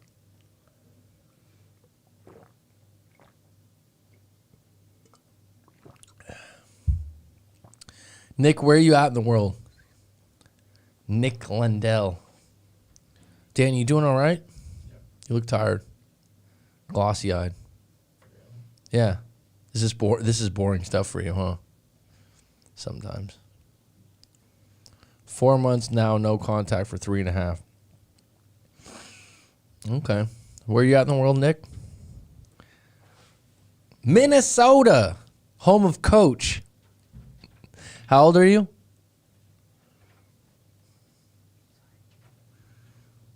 Minnesota. Jesse Ventura, 10,000 Lakes. Vikings, Twins, Kirby Puckett.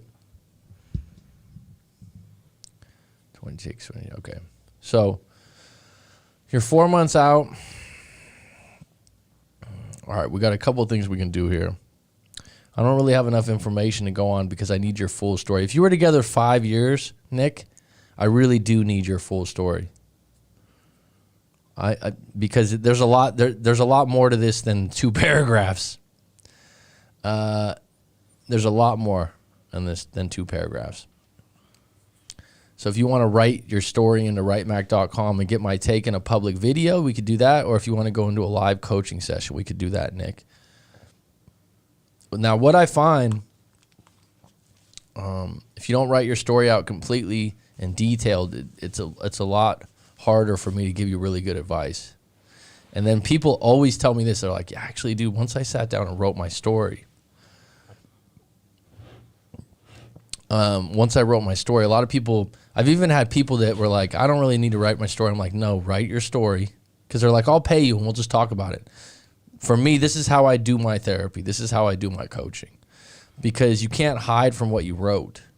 And then you can surprise yourself. And actually, when you sit down and write, you don't have to have grammar and spelling and all that shit, right? But you need to go through it and just write it in a sequential way that has order. And then you're like, oh, shit. And then I'll unpack it with you. And I would recommend, Nick, if you got a new job and you've had a lot of stress, I would recommend you do the live coaching session, right? And because the reason why, 5 years, that's a serious relationship. So it's different when you were in when you said serious relationship, yeah, over 5 years, close to marriage, yes. There's a lot of scars there, dude. And so talking to someone like myself, or another coach or whoever else you trust, there's going to be some value in that. And what I do is if you don't find it useful or helpful, I'm not going to cure you. You're not going to magically be walking on water when we're done. But if you don't feel like it's useful and helpful and you feel a bit better and some more clarity, I'll give you your money back. So that's something I do. And I've never had to do it, but I'll ask you at the end. I'll say, is this useful and helpful? And people go, yeah. No, it's been. So if you want to do it that way, and the thing is about the live stream, I can answer questions about these different things, and I'm happy to do that. But to really get some tailored advice and really dig deep, totally different ballgame with the live coaching session. But saying that, developed it for the last year due to issues finding my first career after college. What did you end up getting a career in after college, if I may ask? At 26 years old, did you get that lined up? Did you take care of that problem, which then took care of the depression? Would be one of my questions.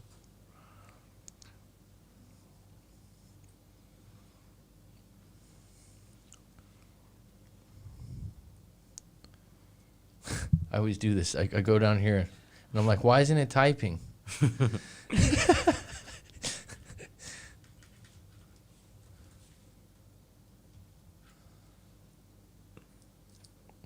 Aaron Rodriguez, yep, I had a 5-year relationship. And AF? What's that mean? Aaron, are you in Mexico? Are you the one with the pizza shop in Mexico? I could be wrong. Teacher, wow, cool, man. I'm a teacher too. Teacher, 6th grade, language arts, applied to 770 jobs, and the struggle of finding one was hard for me. Do you like being a teacher? 6th grade's a tough age, man. You know what 6th grade is, Aleph? What age? 6th grade would be like P6 here. Oh. And that's like 11? Oh, yeah. 10 or 11 years old? Mm-hmm. I was a little jerk when I was 10 years old. I thought, were you a good kid when you were 10 years old? Did your teacher like you? Yeah. I used to be more polite than this. Come on. Look at this guy, man. Alex never said anything. I was humble and I was kind. I was very... I used to be good than this before. Yeah. 10 years old, man. Oh, man. I wasn't mean or anything. I was just a fucking talker. And I would always get my name on the board for just talking. Like I would question things, about different things the teacher would bring up. But 6th grade, yeah, I remember. I actually taught in Thailand a 6th grade class before. It was brutal. I was like, oh, this is payback. The kids are tough, man. Love my job. Aaron, is that a good memory? Aaron Rodriguez, actually, where are you in Mexico City? Because he's on my Instagram. He actually has, you own a pizza shop or pizza restaurant. I'm sorry, restaurante. But he has some pictures of pepperoni pizza, which pizza looks good most of the times. It looks pretty damn good. Mm-hmm. But you don't think of, it's so funny because 3:12 a.m. here in Mexico City. Right on. This is pretty cool.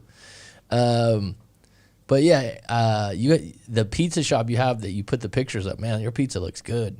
And I love Mexican food, so it's just ironic that you own a pizza shop.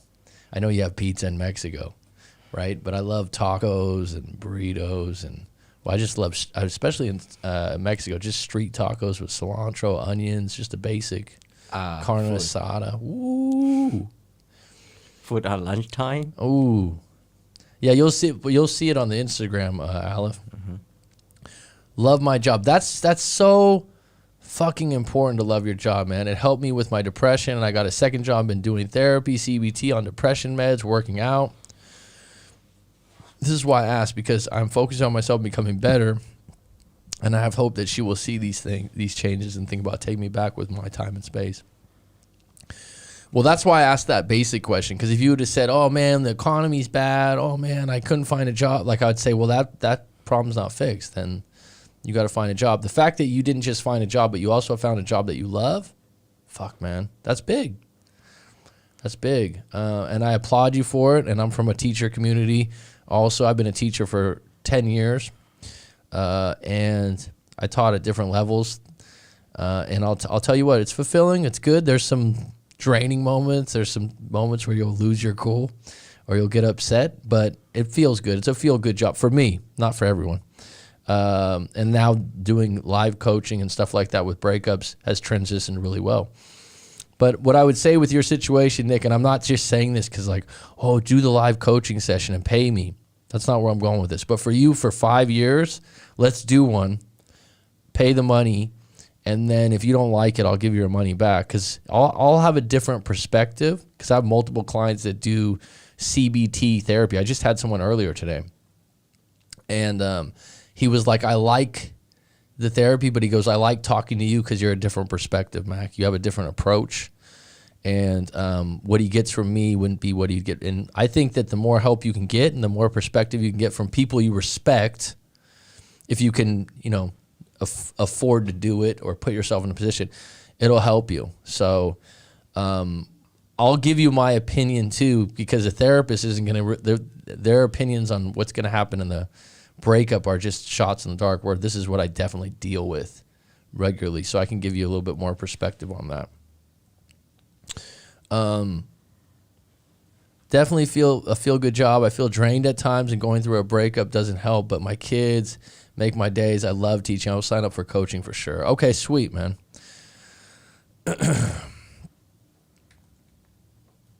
Just go to rightmac.com and go to browse coaches on the right corner, and you can choose me, and then you can do the 1 hour, 125, and we'll go from there. But I really applaud you, man, that you're a teacher. It's a great job. I coming from California in the Bay Area, when I wanted to be a teacher when I was younger, a lot of people were like, you're not going to make any money, because in the Bay Area in California, it's so expensive. So that really discouraged me. Looking back, I shouldn't have listened to anyone. But it ended up working out really well, because later on when I got back into teaching, and I teach now, it's never too late, and it's a great experience. Pizza shop, Aaron Rodriguez. Man, do you get sick of eating pizza if you own a pizza shop? I got to say I don't consider pizza junk food, but it is junk food. Is that true, Aaron? Is that offensive? Is it junk food? You don't think so, Dan? Danny's like, no. It's not good for you. What would you consider junk? Junk food's more like packaged fast food. Yeah. Yeah, McDonald's. Yeah, I mean, people have said, like, I guess you can have healthy pizza, but does anyone not like pizza? I mean, pizza tastes like. I asked you before, Danny. You like pizza? Yeah. Doesn't everyone? It's like. I mean, I wouldn't trust someone who doesn't like pizza. Yeah. And there is a difference between, like, when you have good pizza too. Mm-hmm. Like, now that we've all gone out for lunch, and we ate at that one good pizza place. Crispy. It tastes different, huh? Yeah. Than getting like the cheaper places. Yeah. You're like, oh shit, this is better. It tastes better. What's up, Sabina? Nick, if I may add, issue about depression, very important to take if you don't take omega-3 acid and vitamin D, or as you say in Europe or the UK, vitamin D. Do you say vitamin or vitamin, Aleph? Vitamin. Vitamin, yeah, that's it. Yes. Americans say vitamin. Oh. That's a fair thing. I hate my own pizza, Aaron Rodriguez says. Really? Why? Because you ate it so many times? You sick of it? Saeed Falahat. Hi, I have not heard from my ex in 6 months. Should I forget about her? Well, you're going to get sick of hearing this, but I would need to know your story if you need to send it into rightmac.com. But I would say this. Could you forget about her? I mean, I've talked about this before. Like, I mean, if you've been with someone, right, can you forget about them? Can't. We can't. I don't know. I think what you resist persists. What you, like, for example, if I go to Aaron's shop and I say I'm on a diet, I'm not eating any pizza or anything like that, and Aaron goes, "Oh, come on, Mac, like, you know, pepperoni pizza on the house," meaning like free, bud, don't worry about it. And I go, no, I can't. Eventually, I'm gonna fold because it's right in front of me. I'm gonna find reasons like, oh, Aaron's a fan of the live stream. I don't want to offend him. You're gonna find all these reasons to cave in. And let me put it this way. I've never had. How long were you together? If I'm saying your name right, Saeed. How long were you together? Because that would, if you have an ex for 6 months and you were with them for 6 years, I don't know if you can forget them. Right? There's if you've been with someone, I have an ex of 20 years ago. That's how old I am. That we were together a year and a half. Every once in a while, I get reminded. Wow, I guessed 6 years in 6 years. Every once in a while, I'll be like, oh, I won't say her name. But I'll think of something that reminds me of her because we were together for a year and a half. It was a part of my life, right? Like, I'm close to her. Do I contact her now or have a relation? No. So I won't forget her. That's called amnesia. That's what happens when you get in a car accident or something. But what I would say, stop trying to even consider forgetting her and get to a point where you're like, what do I really want in my life as an individual? Am I going to be able to pick myself up?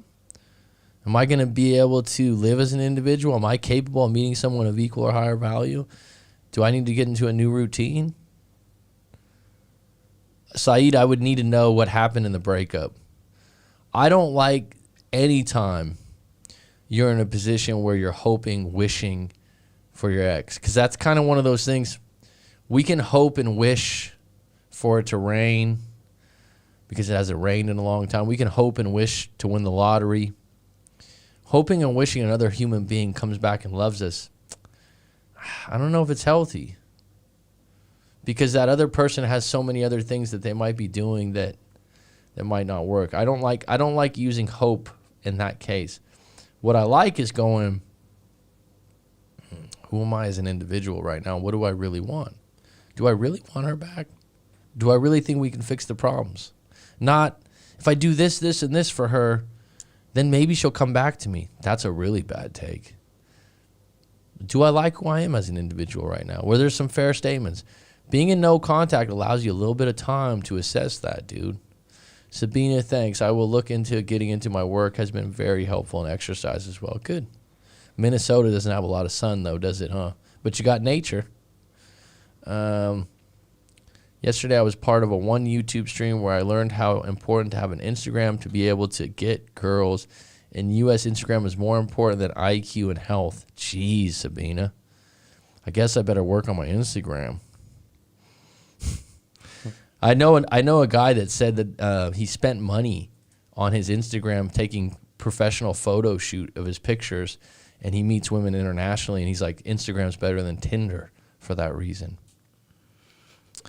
Hasn't happened for me. Luckily, my ex is not too into social media. Same goes for me. But yeah, it's a pity how many people are focused on that. That's great that you're 25 years old and social media is not a big deal for you, dude. Good for you. Good for you, because that's going to help you moving forward and moving on, for sure. Nick, you are welcome. Vitamin D deficit, actually hormone, can cause depression. That's a good point, Sabine. It's underrated, right? It's the same here, and I guess I have to start an IG. Sam Ellis, how old are you in the Philippines?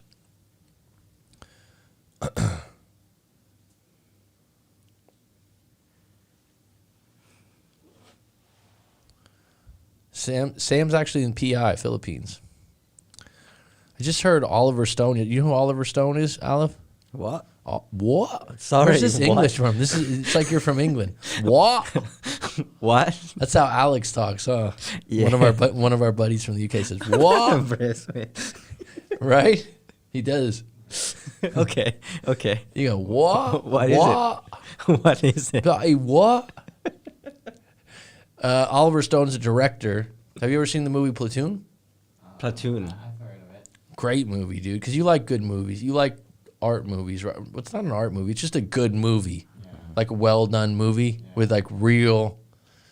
You got to watch it. We got to watch it sometime. Platoon you'd really like. Oliver Stone made the movie... I believe he made Scarface, which is a classic. Yeah. Have you seen that one? Yeah. You've seen that one. It's just it's 80s, but it's cool. Yeah.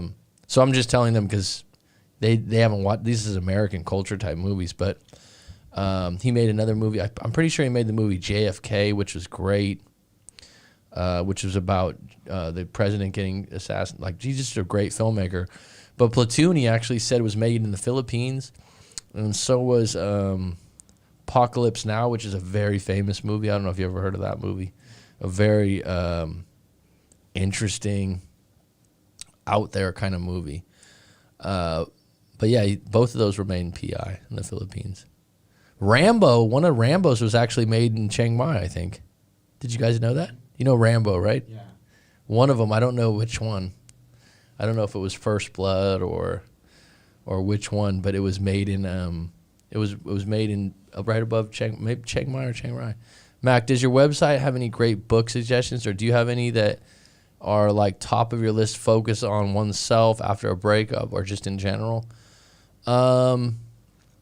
Nick, again, I usually suggest books to people after I do breakup coaching. So like if I get to know, I'll be like, this is a really good book. But do you have any top of your list to focus on oneself after a breakup or just in general? A lot of people like The Subtle Art of Not Giving a Fuck by Mark Manson. That's very popular. That's just a great modern self-improvement book that has some good stories, good perspective. Can't Hurt Me by David Goggins.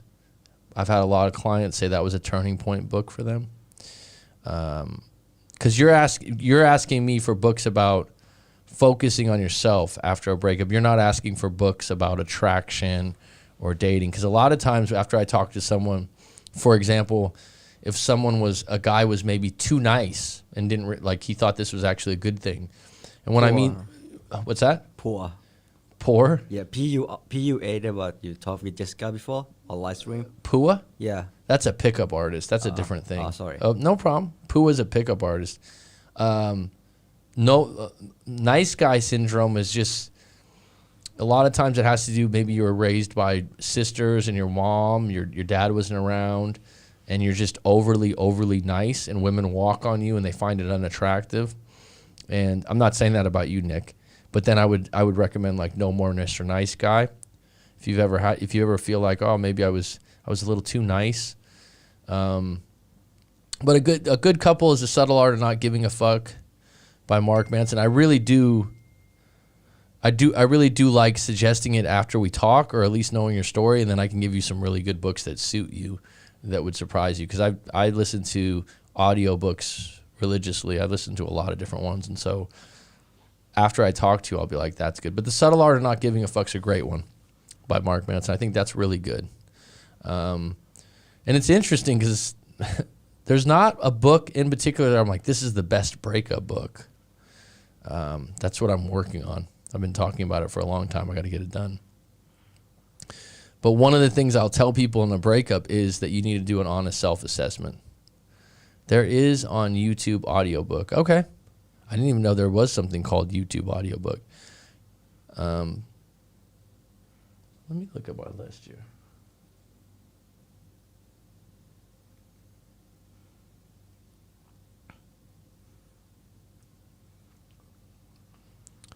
If you're starting a new career, one thing, 2 books for a new career that I always recommend is Mastery by Robert Greene and Deep Work by Cal Newport. Those would be 2 books that would be really good for your career. Man's Search for Meaning is just a classic.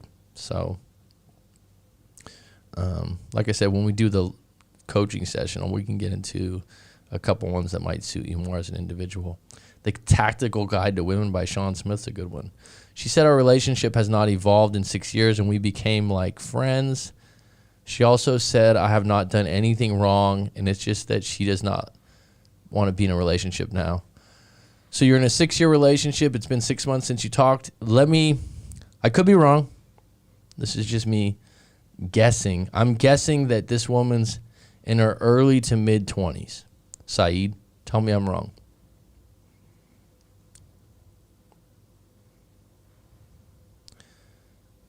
Cyan Gaff. What does that mean? Help me a lot. I found it just by searching YouTube. Okay, you want to share the name? I don't take that in offense, Sabina. She's 28. Okay, there you go. I said mid to late 20s. I said early to mid 20s. I was off. 28. Okay, so a lot of times women in their early to mid 20s, this is my assessment from doing breakup coaching and talking to a lot of other people and my own life.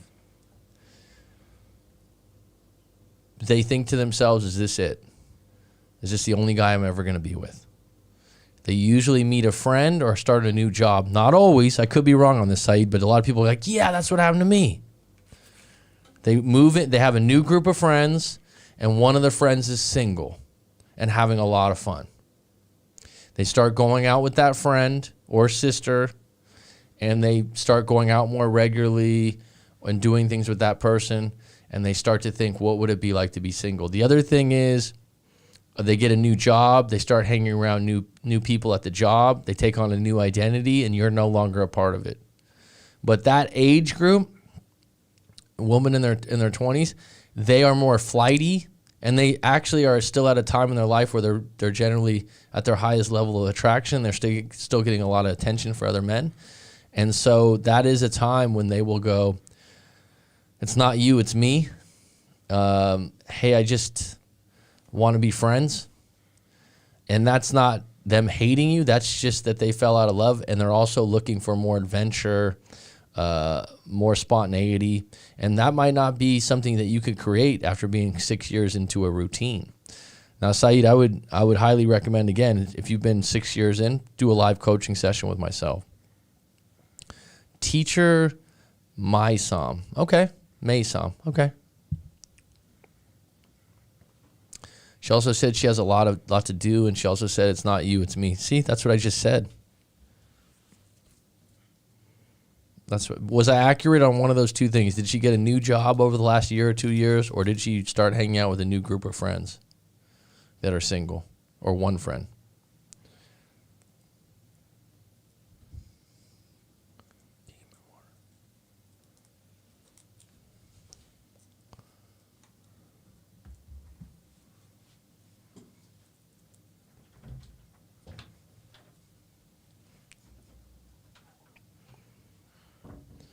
Sam Ellis, I said it's YouTube. Scion, that's got to stand for something that I'm missing.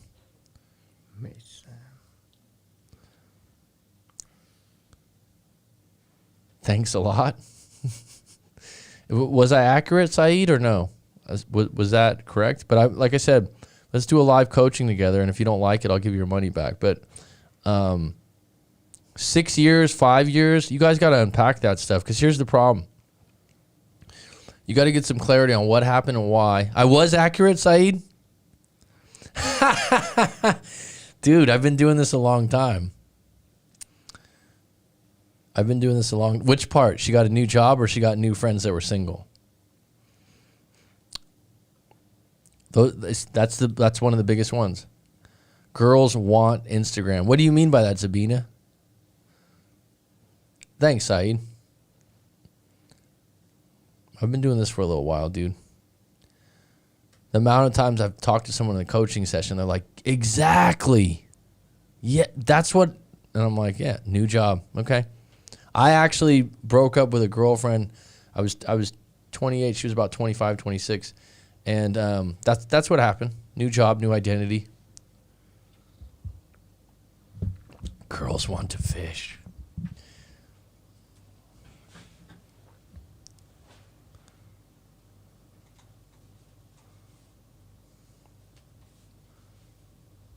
Sam Ellis being in PI, there's a story that's based in the Philippines as a chapter to that book, Subtle Art of Not Giving a Fuck. Oh, you're saying Subtle of Art Not... Okay, you were... Well, that's a big abbreviation for Subtle of Art Not Giving a Fuck. It's a good book. Going to bed, but Mac, I will set up a session next week. Thanks, man. All the best. And you know what, dude? Keep being you. I'm glad you're a 6th grade language arts teacher. It took you 170... job applications to get there, dude. Go for you, man. That's impressive in itself. That's really impressive. Go Vikings, right? So, anyone else have some closing questions? We're coming up on 2 hours here. Alep's looking at me. He's like, I've had enough of this. This is getting old, man. What? I'm joking. This has been a really good stream, actually. It started out slow, but we got some people on deck. Yeah. We got one donation of $19.99, which is appreciated from the great Jesse of America. That was very kind of him. We got 12 on deck. I'm willing to answer a few more questions. Saeed, we figured out one of the things. The thing about that, Saeed, just to touch base a little further about that, like it's a very common thing, man. New job, new identity, new feelings, new exposure to new people. People around new people will be affected by what they do and what they're about. So that's like, you don't have to copy them, or you're just being like, well, if they spend 8 hours a day, 5 days a week in a new environment, they're going to change. And that'll change their opinion of the relationship. Sometimes better, sometimes worse. But it's really tough if you got a good-looking woman in her 20s that's your girlfriend and she's in a new environment that has a lot of men and she gets a lot of attention. Shark Tank, basically, right? Blood in the water.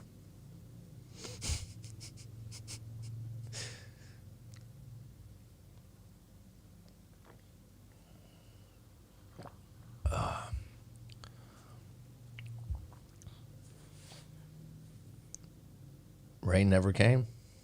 It just sprinkle outside. Weird, huh? Because we usually, when it's windy, that's when it's coming, right? Mm-hmm. That's when it's coming.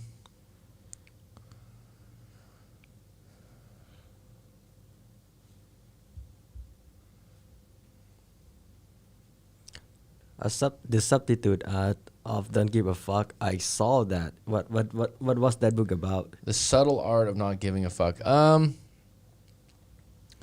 You know what's interesting about that book? He just tells stories in different chapters, and he'll take a story from history, like a historical story, and then he'll make a point with it. Have you read that book, Danny? Yeah, I did. You did read that book? Did I give it to you? No. You bought it on your own? No. You pirated it online? Yeah, I guess. I mean, there's always. Yeah, I saw that on the bookshelf. On the bookshop too. Yeah. So I just kind of wonder.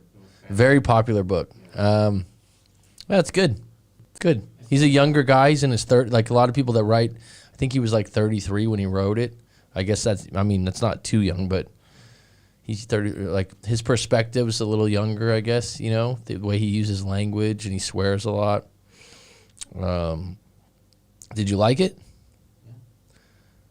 Yeah. One of the first chapter always stood out to me. The first chapter, he talks about this guy that's named Charles Bukowski. That's a very famous author. Have you ever heard of Charles Bukowski? Did you read him before? Not sure, Yeah. So he's a dirty old man, alcoholic, womanizer, and he was a famous writer. But one of the things is, when he became, this is interesting, he didn't become famous in a very big way until he was like 50 something. Before that, he had almost died of alcoholism. He was a drunk. He had an abusive father. He had a really tough life. He had a bad life, and he had a shitty outlook on things. But then when he wrote, he just put that into his writing. He didn't change. So in other words, his writing was like that: negative, dirty, swearing. He didn't see the best in people, but he wasn't trying to be different. He was being himself. And so Mark Manson's point was like on his tombstone it said stop trying. And he was saying that he quit working at a post office to become a writer, work his ass off. And in his writing, he didn't change who he was. He was an asshole. He was rude. He was a drunk. He talked about getting drunk a lot. And so whether you liked him or you didn't like him, he didn't care. He was writing, he was being himself. And so I think that chapter was really interesting in that, and it worked for him when he was in his 50s.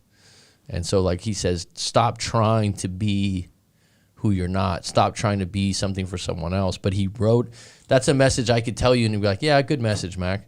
But how am I going to give you examples of it, right? And that's what he did a good job of, is giving examples of different things. But I would definitely recommend that book. All right, folks, I'm going to call it curtains. It looks like people have flown out of the live stream here. We got 13 on deck, 10 likes. No new questions the last couple minutes, so people are kind of on fumes here, myself included. I have a little bit of a sore throat after 2 hours here. Right? Thanks for the help, Al, if you've gotten a few lines in. Really appreciate it. You're coming along as a radio host yourself, right? About that guy that I'm asking that he asking about your ex. Actually, I'm gonna tell that like a trailer of the video. The next video could be that because that video is just done. Beside of just upload in your channel. That's it. What's it called? You just cut a video. Yeah, everything done. It just beside of that upload in your channel. Yeah, Alif's been helping me cut. Thanks, Saeed. I appreciate it, bud. I wish you all the best, my friend. Don't take that too hardly because it was the job most likely. It wasn't you. Alif's been taking live streams and then cutting out the content where I'm not just talking to people, which has been very helpful. Mm-hmm. What's that going to be called again? What'd you say? That story. It's about your story. It's example of your story of your three. Oh, exes? Yeah. Yeah, because that's what I talked. Oh, turning point. Yep. Good one. Yeah, that'll be a good one to unpack. The turning point. What I talked about in the last live stream, he'll cut it up a little bit, but basically, when you know it's over, the turning point when you know it's over, and I discussed in my 3 prior ex relationships, the turning points where I was like, okay, now I know it's over. And that's not a good feeling at the moment, but looking back, it is the best moment because that's when you start to move forward and you stop wishing and hoping. So I hope you get that turning point at some point, Saeed. But, if you're with someone 5, 6, 7 years, there's always a possibility of coming back. What those chances are vary based on how well you can recover as an individual and move forward. But that's all I got for you guys today. It's curtains. Have a good one. Take care. Happy Thanksgiving. Happy Thanksgiving. Mm-hmm.